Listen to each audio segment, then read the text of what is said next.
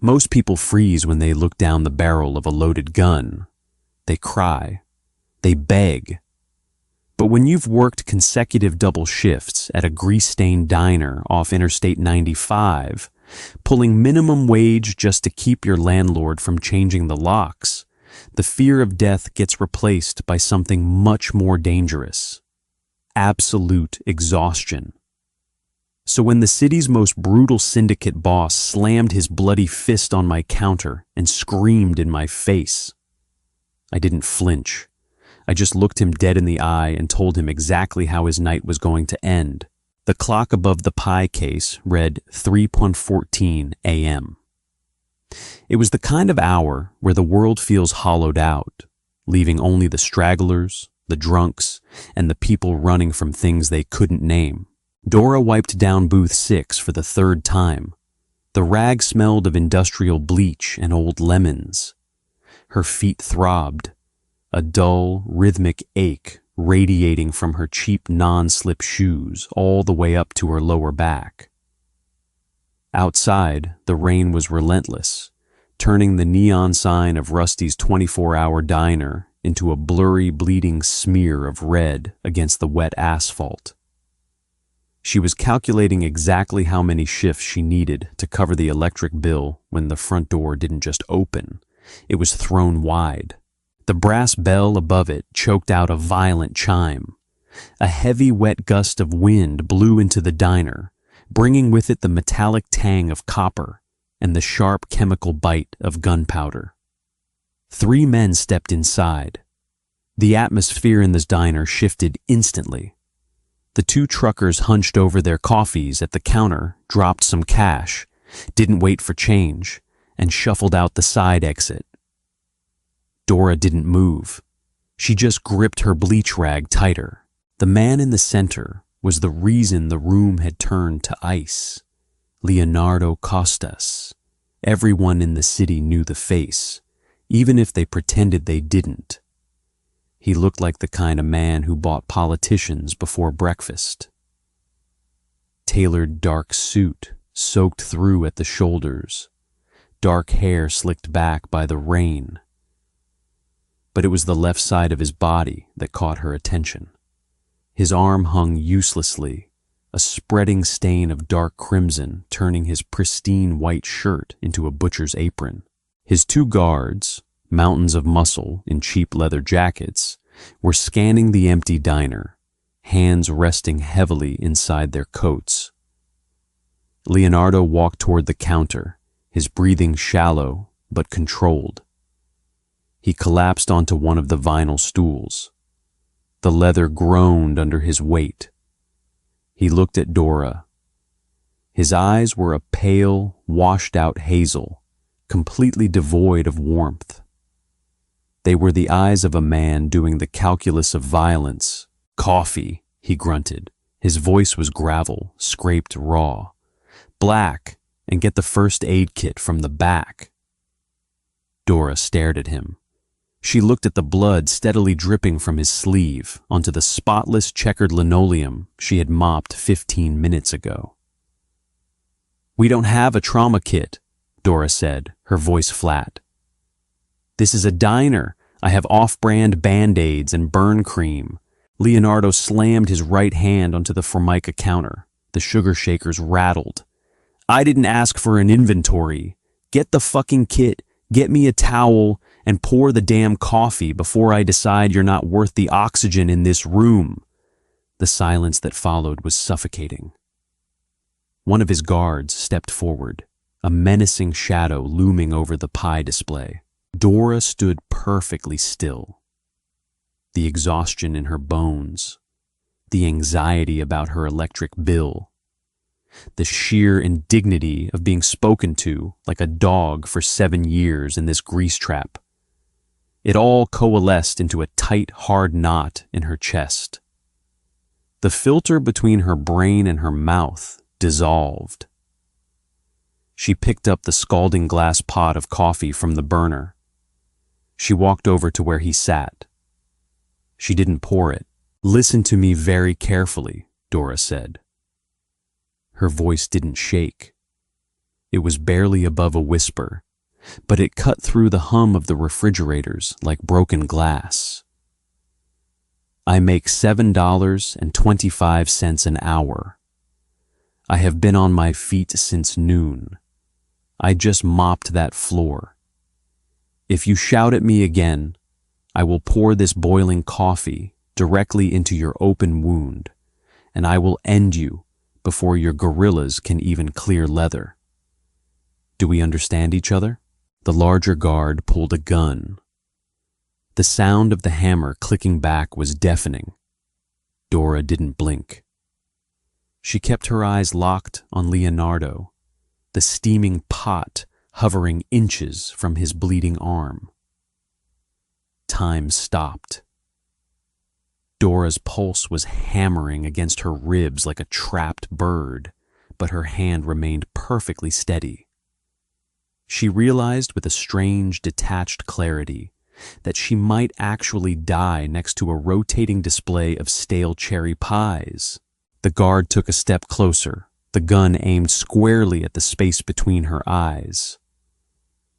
"Boss, say the word." Leonardo Costa stared at her. The pain in his pale eyes was momentarily eclipsed by something else. Disbelief. A muscle feathered in his jaw. The blood continued to patter onto the linoleum. Drop, drop, drop. He didn't look at his guard. He kept his gaze fixed on Dora, analyzing the dark circles under her eyes, the frayed collar of her pink uniform, the absolute lack of bluff in her posture. Then Leonardo laughed. It was a harsh, scraping sound. It hurt him to do it. He winced, pressing his good hand against his ribs, but a genuine dark amusement danced in his eyes. "Put it away, Dante," Leonardo rasped. "But boss," "I said put it away." The amusement vanished, replaced by an authority so heavy it made the air feel thin. Dante lowered the weapon, holstering it with a sullen click, but his eyes never left Dora. Leonardo turned back to her. He leaned his head against the napkin dispenser, exhaling a long, shuddering breath. "You've got balls, waitress." "It's Dora," she said, finally lowering the coffee pot. She set it on the counter with a soft clack. "And it's not bravery. I'm just too tired to deal with an attitude." She turned her back on him, ignoring the quiet gasp of outrage from Dante. She walked to the back office, kicked open the door, and rummaged through the supply closet. She grabbed a roll of duct tape, a stack of clean bar towels, and the dusty metal first aid box that had been sitting on the shelf since 1998. When she returned, Leonardo was gripping the edge of the counter, his knuckles white. The adrenaline was wearing off. The blood loss was kicking in. Dora slapped the supplies onto the counter. "Jack it off," she ordered. Leonardo raised an eyebrow. "Excuse me? You're bleeding on my floor. If I have to mop it again, I'm charging you for the cleaning supplies. Jack it off." With a pained grimace, Leonardo let his good arm slip out of the heavy, soaked fabric. Dante stepped forward to help him ease the ruined left sleeve over the wound. It wasn't a bullet hole. It looked like a slash from a knife, deep, jagged, and ugly, running along his bicep. Dora poured the black coffee into a thick ceramic mug and pushed it toward him. Then she opened the first aid kit, bypassed the useless Band-Aids, and pulled out a bottle of hydrogen peroxide. "This is going to burn," she said flatly. "I've had worse," Leonardo muttered, taking a swallow of the scalding coffee. Dora uncapped the bottle and poured it directly over the open gash. Leonardo's body went rigid. His breath hissed through his teeth. His hand clamped down on the counter hard enough to crack the formica, but he didn't make a sound. "Told you," Dora murmured. She worked quickly, her hand surprisingly gentle for someone who had just threatened to maim him. She pressed a thick wad of bar towels against the wound to stop the bleeding, wrapping it tightly with gauze, and finally securing the makeshift bandage with 3 heavy strips of silver duct tape. It was ugly. It was unprofessional. But it stopped the blood from hitting her floor. "You should get stitches," Dora said, washing her hands in the sink behind the counter. "Or a tetanus shot. That duct tape was sitting next to rat poison." Leonardo looked at his taped-up arm, then up at Dora. The harsh fluorescent lights cast long, hollow shadows on his face. Stripped of his intimidating jacket, bleeding and pale, he just looked like a tired man. "Why didn't you run?" he asked quietly. "I have 2 hours left on my shift," Dora replied, drying her hands. "If I close the diner, my boss docks my pay. I can't afford to run." Leonardo absorbed this. He reached into his pocket with his good hand, pulled out a thick silver money clip, and peeled off a handful of bills. He didn't count them. He just slid them across the counter, pinning them beneath the coffee mug. "For the floor," he said. He stood up. The color hadn't returned to his face, but the terrifying, untouchable aura of the syndicate boss settled back over his shoulders like a familiar coat. Dante was instantly at his side, throwing the ruined jacket over Leonardo's uninjured shoulder. They walked toward the door. Just as Leonardo grabbed the handle, he paused and looked back. "Make sure the coffee's fresh tomorrow night, Dora." The door shut behind him. The bell chimed. Dora stood alone in the quiet diner. She walked over to the counter and picked up the mug. Underneath it was a neat stack of $100 bills. 5 of them. She looked at the money, then at the blood smear on the counter, and let out a long, exhausted sigh. She grabbed the bleach rag. Dora didn't sleep that day. She lay in her cramped studio apartment, listening to the radiator clank and the neighbor's television blare through the thin drywall. The 5 crisp $100 bills sat on her rickety nightstand. They felt radioactive. Mob money, blood money. She should throw it away. She should donate it. But when she looked at the final notice from the gas company sitting on her kitchen counter, principles felt like a luxury she couldn't afford. She folded the bills and stuffed them into the cracked leather of her wallet. When she clocked in for her graveyard shift that night, the diner felt different. The shadows seemed deeper. Every time headlights swept across the rain-streaked windows, her stomach tightened. She expected retaliation. Men like Leonardo Costas didn't just let waitresses threaten them with boiling coffee and walk away. He had left the money as a joke, maybe, or a down payment on a casket. By 2 a.m., the dinner rush had faded into the usual quiet hum of the refrigerators. At 2:15 a.m., the bell chimed. Dora's hand froze mid-wipe. Leonardo walked in. He wasn't bleeding this time. He wore a dark, perfectly tailored charcoal overcoat. His left arm was held stiffly at his side, hinting at the wound beneath. But otherwise he looked immaculate, dangerous, untouchable. He was alone. No Dante, no muscle. Just the boss of the city's underbelly, walking into a greasy spoon in the dead of night. He didn't sit in a booth. He walked straight to the counter and sat on the exact same stool he had bled on 24 hours earlier. Dora swallowed the dry lump in her throat.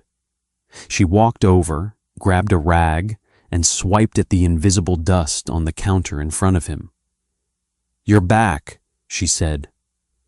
Her voice lacked the fire of the previous night. It was just tired. "I told you to make sure the coffee was fresh," Leonardo replied. His pale hazel eyes tracked her movements, calculating and intense. Dora turned around, grabbed the pot she had just brewed, and poured him a mug. She set it down in front of him without a word. She didn't offer a menu. Leonardo took a slow sip. He didn't wince at the heat. Dante wanted to burn this place down today. Dora's hand paused on the damp rag. She looked up. Is that why you're here? To tell me my workplace is combustible? No. Leonardo set the mug down. I told him if he touched a single rusted panel of this shithole, I'd break both his legs. Dora didn't know what to do with that information. She leaned back against the pie case, crossing her arms over her chest. Why? Because you didn't flinch, Leonardo said softly. He leaned forward, resting his elbows on the counter. In my world, everyone flinches. They lie. They scheme. They kiss my ring and hope I don't see the knives they're holding behind their backs. You? He let out a quiet, cynical huff of breath. You told me you'd melt my skin off because I was being an asshole. You were being an asshole. I was bleeding out, Dora. And I was working a double shift. We all have our problems. For a second, the heavy, dangerous silence returned. Then the corner of Leonardo's mouth twitched upward. It was barely a smile, but on a face that was usually carved from marble, it was a massive crack in the foundation. I need a place, Leonardo said, his voice dropping lower. A place where people don't ask questions. A place where my enemies don't think to look because the coffee tastes like battery acid and the floor smells like bleach. I need a quiet corner for an hour a night. This is a public diner, Dora said, not a safe house. I'll pay for the stool every night, $500. Dora stared at him. $500 a night. It was more than she made in a week. It was rent. It was groceries. It was a ticket out of the suffocating debt that was drowning her. But it was a trap. If someone comes in here looking to put a bullet in you, Dora said, her voice dropping to match his. I'm not catching a stray for minimum wage. If anyone comes in here looking for me, they won't make it past the parking lot, Leonardo assured her. You have my word. A mobster's word, Dora scoffed, turning away to grab the sugar dispensers that needed refilling. Forgive me if I don't write that down in my diary. She expected him to get angry. Instead, she heard the scrape of the ceramic mug against the counter. I'm not a mobster, Dora. I'm a businessman who operates in a market that lacks regulation. She snorted loudly. That's a lot of syllables for a guy who got stabbed in an alley. She turned back around, a sugar dispenser in each hand. Leonardo was looking at her. The amusement was gone. In its place was something raw, something that looked remarkably like weariness. It mirrored the feeling in her own bones. I'm drowning, Leonardo said quietly. It wasn't a confession for her. It was a statement of fact to the empty room. My father left me a syndicate, tearing itself apart from the inside. I haven't slept more than 3 hours a night in 6 months. I just need a place where no one expects anything from me. Dora looked at the ruthless killer sitting at her counter. She saw the tension in his shoulders, the dark bruises of exhaustion under his eyes. He wasn't a monster in a movie. He was just a man caught in a machine, exactly like she was. His machine just happened to have a higher body count. She walked over, unscrewed the metal top of the sugar dispenser, and began filling it. The coffee is $2, Dora said, not looking at him. If you want cherry pie, it's $3.50. If you leave a mess, I'm kicking you out. And if you ever raise your voice at me again, the boiling coffee threat still stands. Leonardo watched her work. The tension slowly bled out of his posture. He picked up his mug and took another drink. "Understood," he said. That was how it started. A contract forged over cheap linoleum and bitter coffee.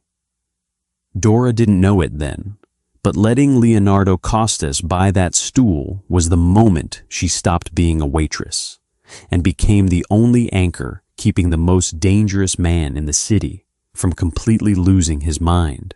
November dragged itself into December, bringing a bitter, biting cold that rattled the single-pane windows of Rusty's 24-hour diner. The rhythm of the graveyard shift was entirely predictable. Drunks at midnight, long-haul truckers at 1, the terrifying, crushing emptiness at 2, and at 2:15, Leonardo Costas. He never missed a night. Sometimes he stayed for 20 minutes. Sometimes he stayed until the sky bruised purple with the dawn. The arrangement never changed. He sat at booth 6 if he wanted to spread out his paperwork. Thick manila folders filled with columns of numbers and property deeds. Or he sat at the counter if he just wanted to stare straight ahead at the spinning pie rack. Dora kept the coffee hot. Leonardo left $500 under his ceramic mug.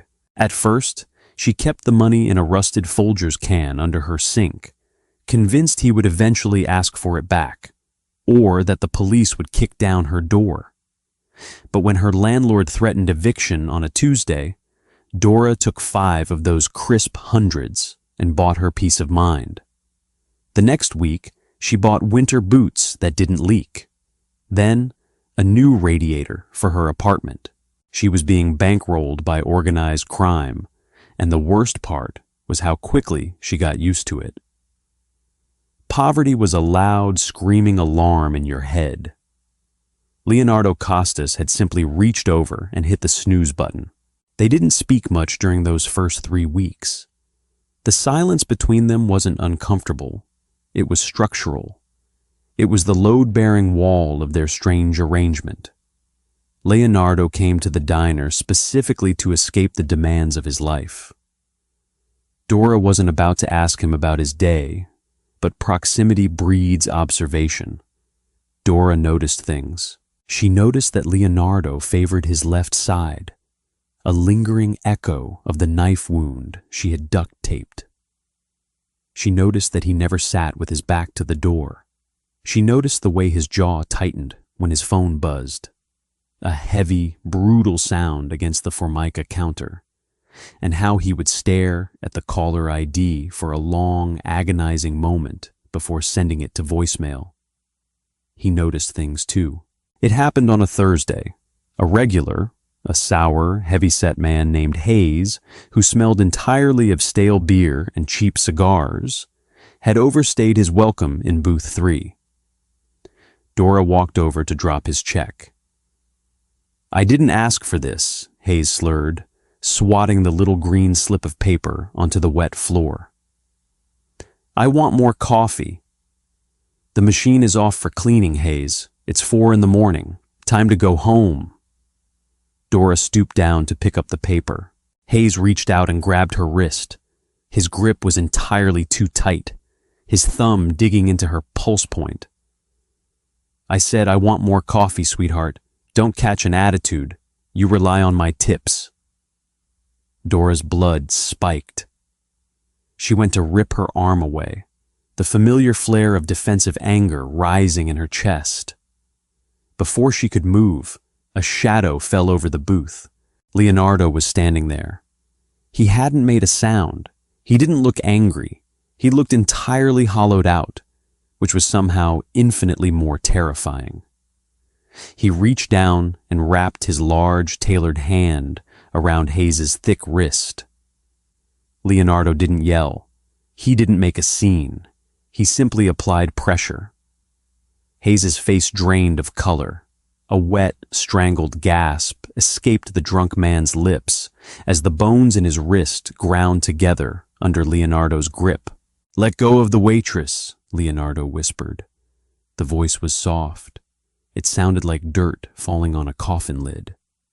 Hayes dropped Dora's arm instantly. He was trembling, staring up at Leonardo with absolute, wide-eyed terror. The alcohol evaporated from his system in a second. "Get up," Leonardo commanded softly.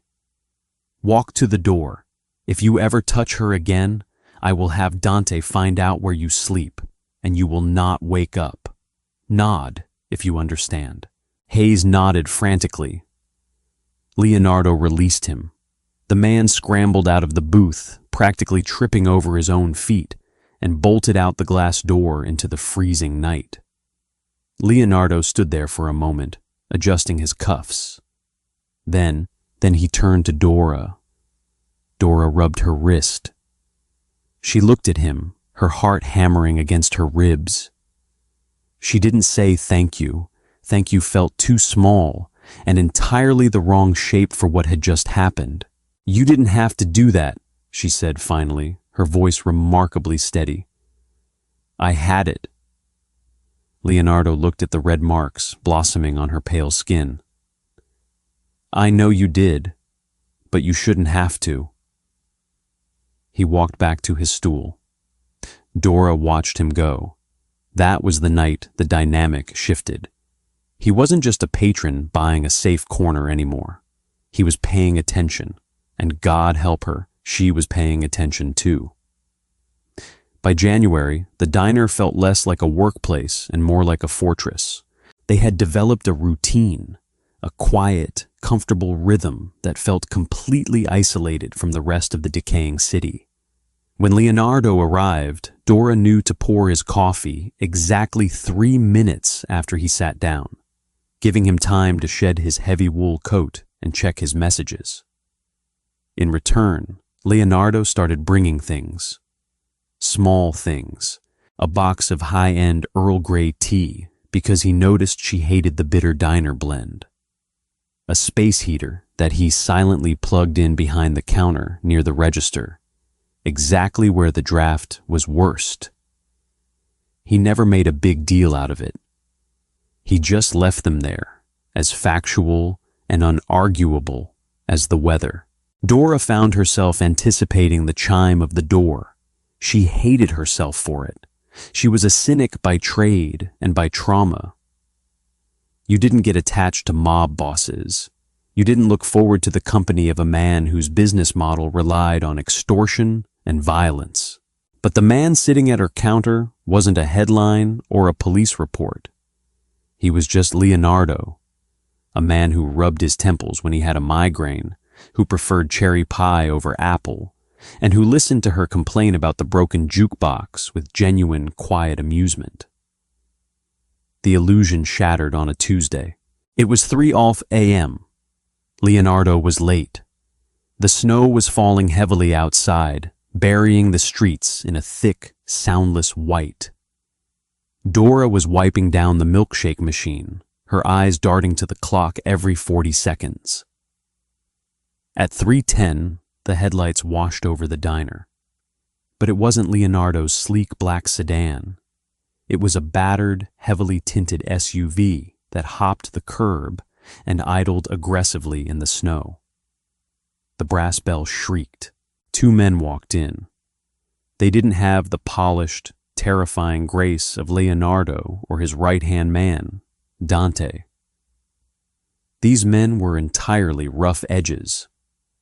Leather jackets, heavy boots, faces scarred by street fights and bad decisions. They brought the cold in with them, along with a thick, heavy tension that made the hair on Dora's arms stand up. "We're closed," Dora lied smoothly, tossing her rag onto the counter. "Grill is off."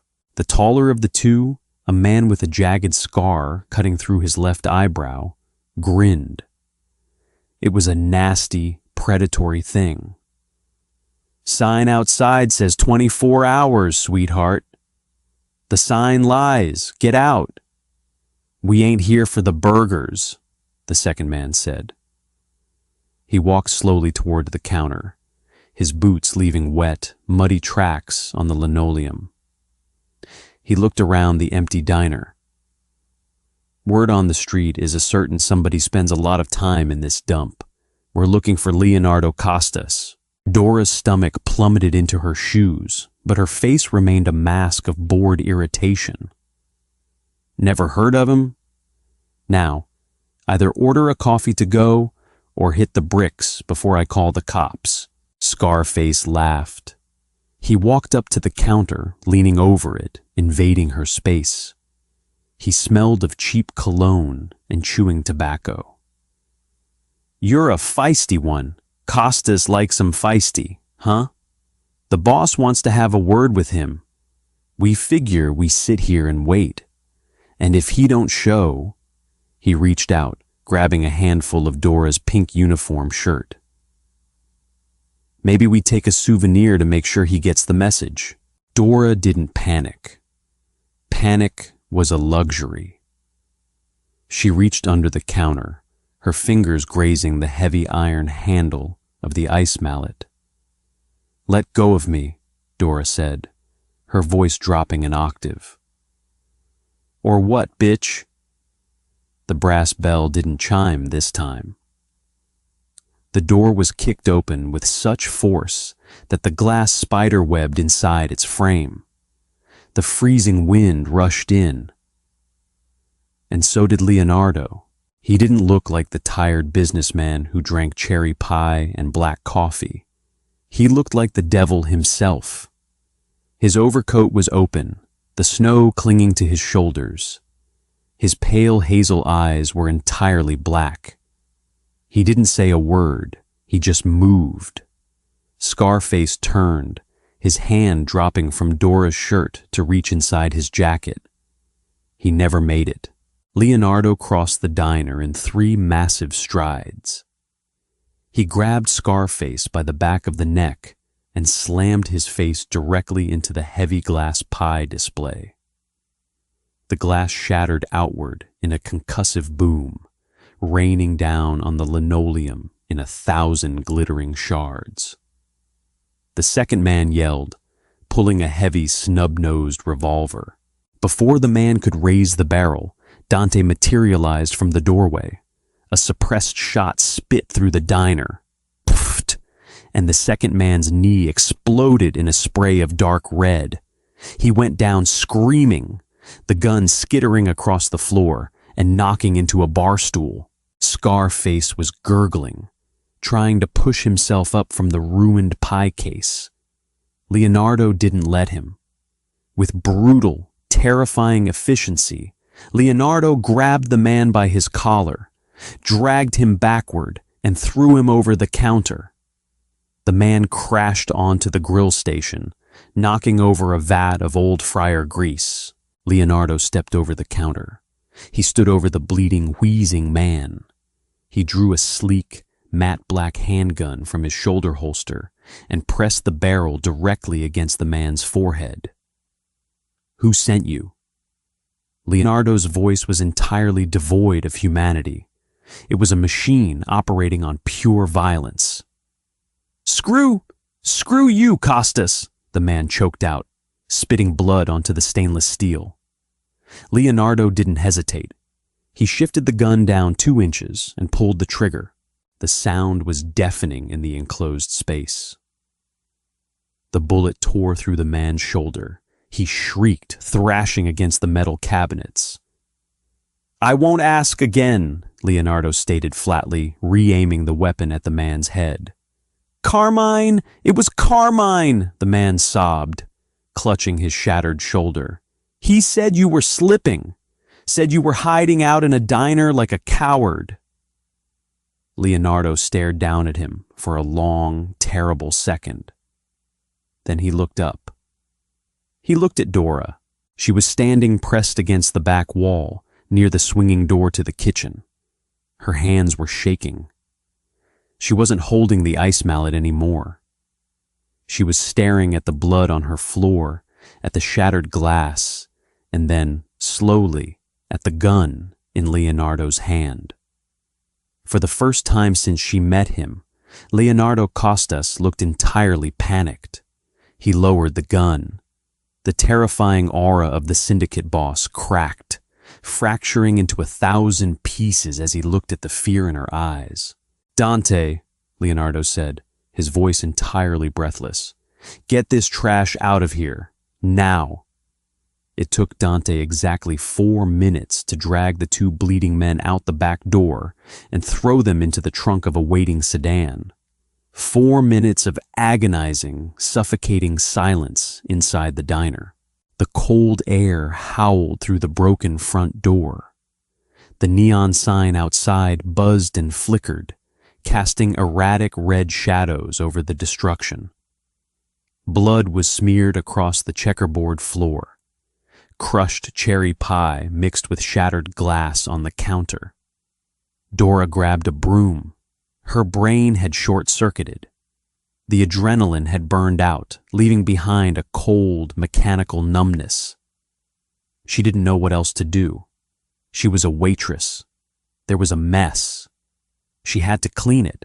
She started sweeping the glass into a pile, the bristles making a harsh, scraping sound against the linoleum. Scrape, scrape, scrape. "Dora, stop!" Leonardo was standing on the other side of the counter. His coat was off. His white shirt was splattered with small, rust-colored droplets. His hands, the hands that had just broken a man's face against a glass case, were trembling. Dora didn't stop. She swept harder. "I have to clean this up before the morning manager gets here. The pie case is ruined. That's $300. He's going to take it out of my paycheck." "Dora, please, put the broom down." "The blood," she rambled, her voice tight and high-pitched. "Bleach doesn't always get the blood out. I need industrial ammonia. It sets into the wax if you let it sit." Leonardo stepped behind the counter. He closed the distance between them and reached out, gently grabbing the wooden handle of the broom to stop her frantic sweeping. She flinched. It was a tiny movement, just a sharp intake of breath and a microscopic pull backward. But to Leonardo, it looked like a physical blow. He let go of the broom instantly, stepping back, his hands raised in surrender. The silence rushed back in, heavier than before. "I'm sorry," Leonardo whispered. The gravel in his voice was completely gone. He just sounded broken. "I swore to you. I gave you my word they wouldn't cross the parking lot. I failed you." Dora looked at the broom handle, then slowly looked up at him. The numbness was receding, replaced by a sudden, overwhelming wave of clarity. "They were going to hurt me," she said quietly. "I know," Leonardo said, his jaw tight. "Carmine put a tracker on one of my cars. I didn't catch it until we were 3 blocks away. When I saw the SUV idling out front, God, Dora, when I saw him grab you." He took a shaky breath, running a hand through his hair, completely ruining its slicked back perfection. "This was a mistake, coming here, bringing my world into yours. It was entirely selfish." He reached into his pocket and pulled out a thick stack of bills, thousands of dollars, bound in rubber bands. He set it on the counter next to the cash register. "This covers the damages. The pie case, the door, everything. There's enough left over to pay your rent for a year. Quit this job tomorrow. Move to a better neighborhood." He looked at her, his hazel eyes burning with a desperate, self-loathing intensity. "I will make sure Carmine's crew is dismantled by morning, but you will never see me again. You're safe now." He turned to walk away. He was doing exactly what she should want him to do. He was giving her money. He was leaving. He was removing the danger. But as Dora watched him walk toward the broken door, stepping over the glass, the cynical, practical part of her brain completely shut down. "Leonardo?" He stopped, his hand on the fractured door frame. He didn't turn around. "Did you think I was stupid?" Dora asked, her voice steadying, growing louder over the howling wind outside. Did you think I didn't know who you were when you bled on my floor 3 months ago? Did you think I didn't understand the risk? Leonardo turned his head slightly, looking at her over his shoulder. Dora dropped the broom. It clattered against the cabinets. She walked around the counter, stepping over the bloody footprints, closing the distance between them until she was standing inches from him. I'm not some fragile civilian who needs to be paid off and sent away, Dora said fiercely, looking up at him. I chose to pour the coffee. I chose to take your money. I chose to let you sit at that stool every night. You don't get to make my decisions for me just because you feel guilty. Leonardo turned fully to face her. The height difference was massive. He loomed over her, a dark, dangerous presence, but Dora didn't shrink back. They put their hands on you, Dora, Leonardo said, his voice dropping into a dangerous, ragged whisper. They touched you because of me. If I had been 2 minutes later. But you weren't, she interrupted. I am toxic, he warned, stepping closer, until she could feel the heat radiating off his body, smell the gunpowder and the winter air clinging to him. Everything I touch rots. I came here because this diner was the only clean thing left in my life. You were the only real thing left, and I just painted it in blood. Don't ask me to stay, because if you ask me to stay, I won't have the strength to leave you again. Dora looked at his face. She saw the absolute exhaustion, the loneliness, the desperate, violent need to protect her from himself. She reached up. Her hand bypassed his blood-splattered shirt and rested gently against his jaw. Leonardo inhaled sharply, his eyes fluttering shut at the contact. He leaned into her touch entirely, the brutal mafia boss dissolving into a man who was utterly starved for grace. I have bleach, Dora whispered, her thumb brushing against his cheekbone. We can clean the floor. I'm not afraid of you, Leonardo. He opened his eyes. They were entirely stripped of defenses. He looked at her not as a waitress, and not as a sanctuary, but as the only anchor he had left in the world. He didn't say anything else. He moved forward, threading his large, trembling hands into her hair, and brought his mouth down on hers. It wasn't a gentle kiss. It was desperate. It tasted like cold night air, adrenaline, and inevitability. Dora grabbed the lapels of his ruined coat, pulling him closer, anchoring him to her as the wind tore through the broken door and the red neon light flickered over the wreckage they were leaving behind. The kiss broke, but the proximity remained. Leonardo's forehead rested against Dora's, his breathing ragged, matching the erratic thud of her own pulse. Outside, the sirens began to wail, a distant, thin sound cutting through the winter wind. Someone in the adjacent apartment building had heard the gunshot. Reality was crashing back in, sharp and uncompromising. We have to go, Leonardo said. He didn't step back, but his tone shifted. The vulnerability snapped shut, replaced instantly by the cold, calculating frequency of a man who survived by always being 3 steps ahead. I can't just leave, Dora said, gesturing blindly toward the ruined pie case. The cops.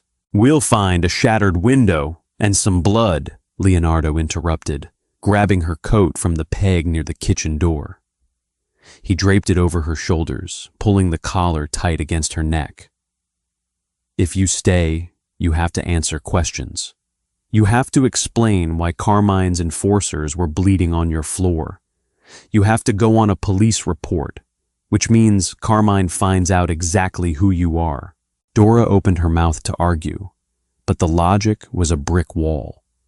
She looked at her pink uniform, dotted with stray flecks of blood, and then at the $500 Leonardo had left on the counter an hour ago. She walked over, grabbed the cash, and shoved it into her coat pocket. "Okay," she said. They walked out into the freezing night, just as the flashing red and blue lights turned onto the far end of the avenue. Dante was waiting in a sleek, unmarked black sedan. The engine purred, a low, predatory hum. The rear door was open. Dora climbed in. Leonardo slid in beside her, slamming the door, plunging them into the heavy, soundproof luxury of the cabin. "The penthouse, boss?" Dante asked, glancing in the rearview mirror. His eyes flicked to Dora, registering her presence with zero surprise. "No. Penthouse is compromised if Carmine is tracking the fleet," Leonardo said, pulling a burner phone from his interior pocket. "Take us to the shipyard office. Call the sweepers. Have them scrub the diner's security footage before the cops figure out how to access the server." "Already done," Dante grunted, throwing the car into drive. The ride was a masterclass in silence. The city blurred past the tinted windows, a bleak landscape of gray slush and orange streetlights. Dora stared at her hands, still clutching her bleach-stained rag. She realized with a quiet sort of dread that she had just walked away from the only life she knew. It was a miserable, exhausting life, but it was hers. Now she was entirely unmoored, sitting next to a man who was actively organizing a mob war on a prepaid cell phone. Leonardo finished typing a message, snapped the phone shut, and looked at her. He reached across the leather seat and gently pulled the damp rag from her white-knuckled grip. He tossed it onto the floorboard. Then he took her hand in his. His skin was warm. It was a simple, grounding gesture, but it anchored her chaotic thoughts. "You're terrified," Leonardo stated. "I just abandoned my job, became an accessory after the fact, and I'm sitting in a car that smells like gunpowder and expensive cologne," Dora replied, staring straight ahead. "If I wasn't terrified, you should be worried." The corner of Leonardo's mouth twitched. "The shipyard is heavily guarded. You'll be safe there while I deal with Carmine." Dora turned to look at him. "Deal with him how?" The amusement vanished. The pale hazel eyes grew entirely cold. "He sent men to touch what is mine. He broke the rules of engagement. By sunrise, Carmine's operation will no longer exist." Dora swallowed hard. She didn't ask for clarification. She didn't want to know the mechanics of how a human being was erased. 20 minutes later, they pulled into a sprawling industrial lot flanked by massive, rusted shipping containers. Armed men in heavy coats patrolled the perimeter. Dante parked near a corrugated metal office building. Inside, it didn't look like a mob hideout. It looked like a generic logistics hub. Fluorescent lights, cheap desks, filing cabinets. Leonardo led her to a private office in the back. It had a leather couch, a heavy mahogany desk, and a wall of monitors displaying camera feeds from across the city. "Stay here," Leonardo commanded gently. "Lock the door. Dante is stationed right outside. There is a gun in the top right drawer of the desk. The safety is on the left side. Flick it down with your thumb. Point and shoot."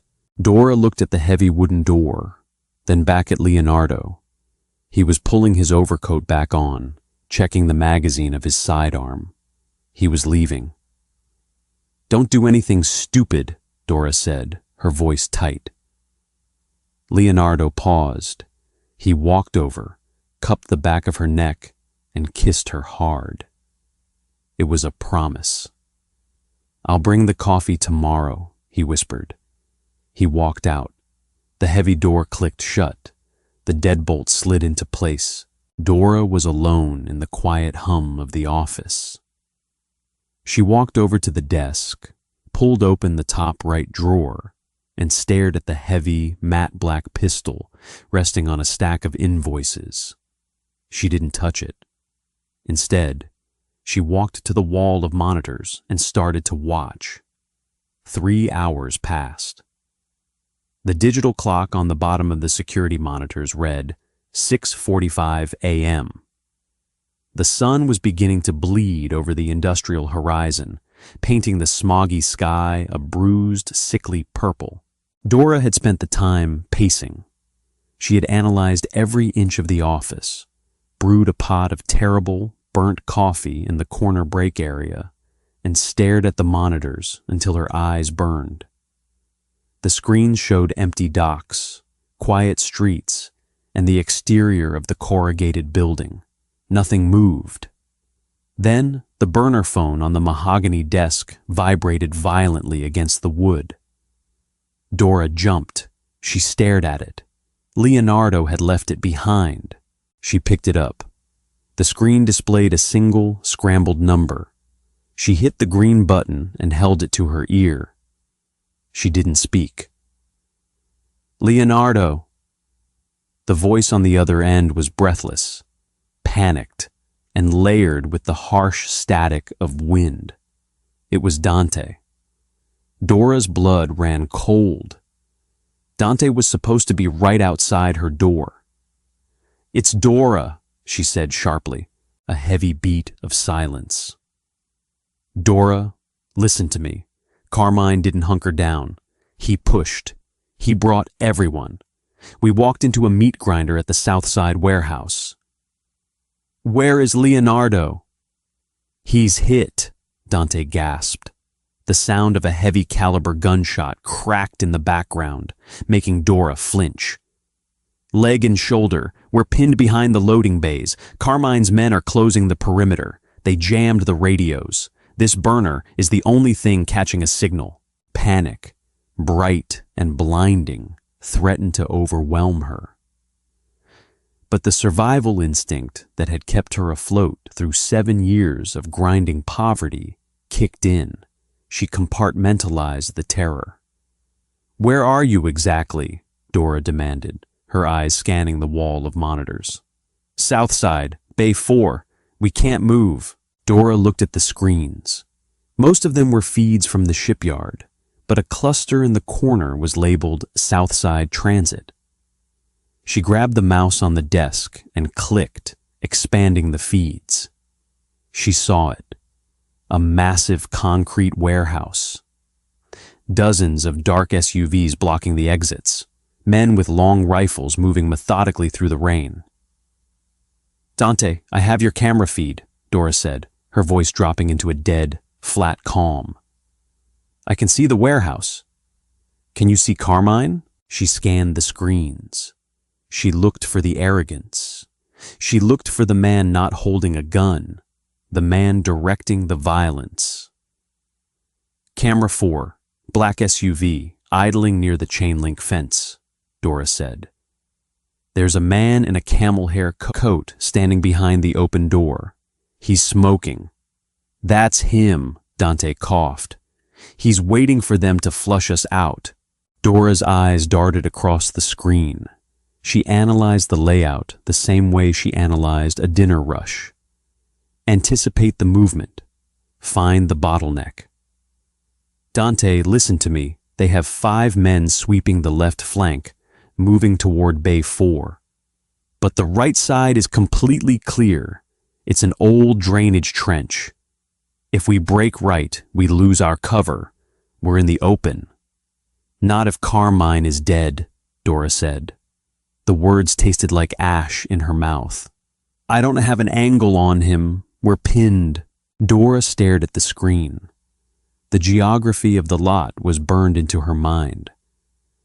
"You don't need an angle. You need a distraction. Is there a gas main? A generator? Anything you can hit?" "There's a transformer box 50 yards north. If I hit it, the whole block loses power. including the floodlights. "Do it," Dora ordered. When the lights cut, Leonardo breaks right toward the drainage trench. "You lay down covering fire on the left flank. I am calling the sweepers here at the shipyard to extract you." "Dora, do it, Dante." She dropped the phone. She ran to the heavy wooden door, unlocked it, and threw it open. The hallway was empty. The guards were stationed outside. She sprinted down the hall, burst through the exterior doors, and yelled at the top of her lungs at the captain of the yard detail. "Southside Warehouse, Bay 4. Leonardo is hit. Get every available car there right now." The captain didn't question her. He took one look at her face, keyed his radio, and the shipyard erupted into chaotic, coordinated motion. Dora ran back inside, locking the door behind her. She threw herself into the leather chair and stared at the monitor. The digital clock ticked. On screen, a sudden massive shower of blue sparks erupted on the north side of the lot. The screen went black for a split second before the camera's night vision kicked in, bathing the scene in a ghostly green light. The floodlights were dead. Through the green haze, Dora saw a figure break from the cover of Bay 4. Leonardo. Even limping, moving with a heavy, dragging gait, he was terrifyingly fast. He didn't run away. He ran parallel to the drainage trench, closing the distance toward the chain-link fence. Carmine's men panicked in the darkness, turning their fire toward the transformer. Leonardo reached the fence. He raised his arm. The camera angle was poor, but Dora saw the muzzle flash from Leonardo's gun. 3 rapid, controlled bursts. By the black SUV, the man in the camel hair coat collapsed, folding in on himself like a puppet with cut strings. The command structure of Carmine's crew evaporated instantly. Men began falling back, scrambling for their vehicles. 2 minutes later, tires screeched as the shipyard sweepers arrived, a fleet of black cars swarming the lot, securing the perimeter. Dora exhaled. She hadn't realized she was holding her breath. Her hands were shaking so violently she had to clench them into fists and press them against the heavy mahogany desk. She had just helped kill a man. She stared at the green, static-filled screen, watching Dante drag Leonardo toward one of the extraction vehicles. She felt sick. She felt entirely numb. But underneath the horror, buried deep in her chest, was a strange, terrible realization. She didn't regret it. The private hospital wing didn't smell like bleach and old lemons. It smelled like rubbing alcohol, starched linen, and expensive orchids sitting in cut glass vases. It was a sterile, hushed kind of wealth, completely divorced from the sticky floors and buzzing neon of the world Dora actually knew. She sat in a heavy leather armchair by the window, her knees pulled to her chest. Outside, the snow was falling heavily over the city skyline, burying the violence of the last 3 days under a thick, soundless white sheet. It had been 72 hours since the Southside Warehouse. 72 hours of emergency surgeries, hushed conversations with dangerous men in tailored suits hovering in the corridors, and a total, systemic restructuring of the city's underground. With Carmine gone, Leonardo's grip on the syndicate was absolute. The remaining factions had immediately surrendered, terrified of the brutal, mechanical efficiency with which their rival had been dismantled. Dora hadn't slept. She was wearing a soft gray cashmere sweater, a silent gift Dante had dropped off yesterday, along with a secure phone and a new set of keys to an apartment she hadn't seen yet. The cashmere felt foreign against her skin, too soft, too expensive for a girl used to scratchy polyester uniform shirts. The heavy oak door to the private suite clicked open. A nurse in crisp dark scrubs walked out, offering Dora a polite, terrified nod before hurrying down the hall. Dora stood up. Her bones ached with a deep, familiar exhaustion, but the anxiety that had been choking her for 3 days finally loosened its grip. She walked into the room. Leonardo was sitting up in the mechanized bed. The sight of him was jarring. The untouchable syndicate boss was completely immobilized. His left shoulder was heavily bandaged, pinning his arm to his chest in a complex sling. His right leg was elevated, wrapped in a thick white cast from ankle to thigh. He looked pale, bruised, and hollowed out by the narcotics pumping through his IV. But his eyes were clear. The heavy, suffocating weight that had haunted him for months, the paranoia, the constant calculus of survival, was gone. Dora walked over to the small kitchenette in the corner of the VIP suite. She ignored the selection of artisanal teas. Instead, she picked up a thick ceramic mug she had smuggled up from the basement cafeteria. "The coffee in this wing is basically brown water," Dora said. Her voice sounded gravelly, rough from disuse. "So I bribed an orderly $20 to let me use the industrial machine by the morgue. It's black. It's been sitting on a burner for 4 hours. It will probably erode your stomach lining." Leonardo turned his head against the pillows. He didn't look at the mug. He looked at her. He reached across the stark white sheets with his good hand, waiting. Dora set the mug on the rolling tray table. She placed her hand in his. His skin was warm, the grip surprisingly strong despite the blood loss. "Dante told me what you did," Leonardo said quietly. His thumb stroked the back of her knuckles. The monitors beeped in a slow, steady rhythm. "He said you were the one who spotted the flank. You gave the order to hit the transformer. You coordinated the sweepers." "I was watching a screen," Dora dismissed, looking away. She stared at the orchids on the windowsill. She didn't want to talk about it. She didn't want to examine the terrifying ice-cold calm that had taken over her body when she ordered a man's execution. "You and Dante were the ones catching bullets." "You saved my life, Dora." Leonardo's voice dropped, demanding her attention. "You saved Dante's life. Carmine had us boxed in. 10 more seconds and we were dead." "I protected my investment," Dora deadpanned. She forced herself to look back at him, pasting on a tired, cynical smirk to hide the tremble in her jaw. "You owe me $500 a night for the rest of your life. I wasn't about to let Carmine default on my pension."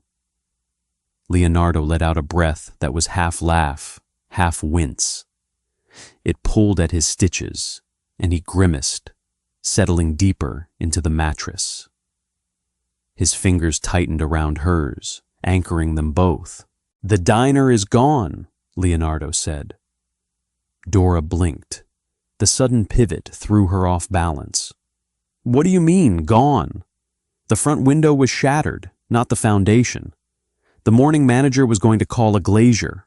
"I bought the building," Leonardo corrected smoothly, ignoring her confusion. "And the abandoned lot next to it. I had Dante's crew completely gut it yesterday, ripped it down to the studs."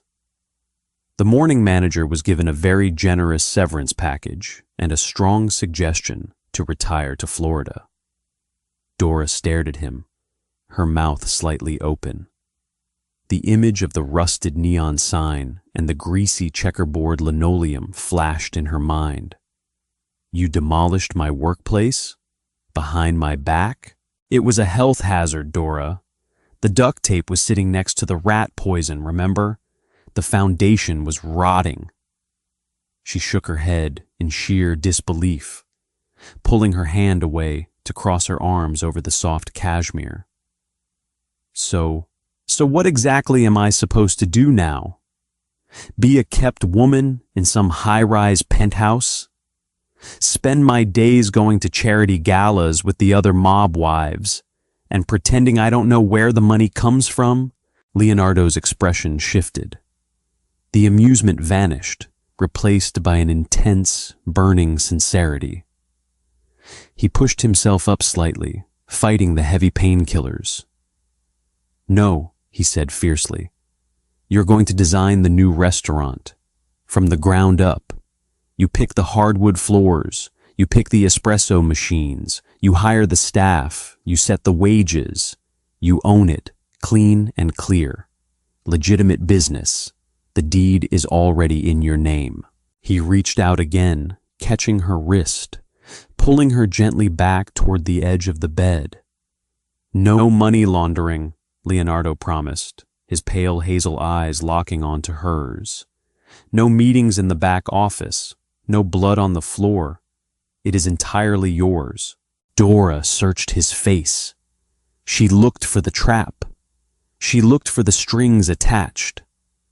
But there were none. He meant it. It wasn't a payoff to keep her quiet. It was a kingdom built from the ashes of her miserable 7-year grind. He was giving her the one thing she had never had: control. The heavy, cynical armor she had worn for years finally cracked, falling away in jagged pieces. And where are you going to get your coffee at 3 in the morning when you're having a panic attack about your empire? She asked softly. I'll have to rely on the owner to make it for me at home, Leonardo replied. Dora looked at the ruthless syndicate boss, bruised and broken in a hospital bed, looking at her like she was the only real thing left in a city built on lies. She thought about the exhausting, terrifying journey from pouring cheap diner coffee to orchestrating a mob hid over a radio. She had crossed a line that could never be uncrossed, but as she looked at Leonardo, she finally accepted the truth. She didn't want to go back. Dora leaned down. She bypassed his injured shoulder, resting her hand gently against his jaw, and kissed him. It was slow, deliberate, and entirely lacking in fear. It tasted like bitter coffee, an absolute certainty. If you ever yell at my staff, Dora whispered against his lips, her voice a fierce, unyielding promise. I will still pour boiling coffee on you. Leonardo smiled, his eyes slipping shut as he leaned into her touch. I wouldn't expect anything less. The world outside the hospital window was freezing, violent, and utterly unforgiving. But inside, under the quiet, steady hum of the medical monitors, they had carved out a brutal, beautiful sanctuary of their own. From a grease-stained diner to the heights of a criminal empire, Dora didn't just survive Leonardo's dangerous world, she conquered it. She proved that sometimes the most terrifying thing in a room full of mobsters isn't the guy with the gun, it's the woman who refuses to blink. Did Dora make the right call stepping into the darkness to save the man she loves? Or should she have walked away when she had the chance? Let us know in the comments. If this gritty, high-stakes romance kept you on the edge of your seat, smash that like button, share this video, and subscribe for more thrilling stories.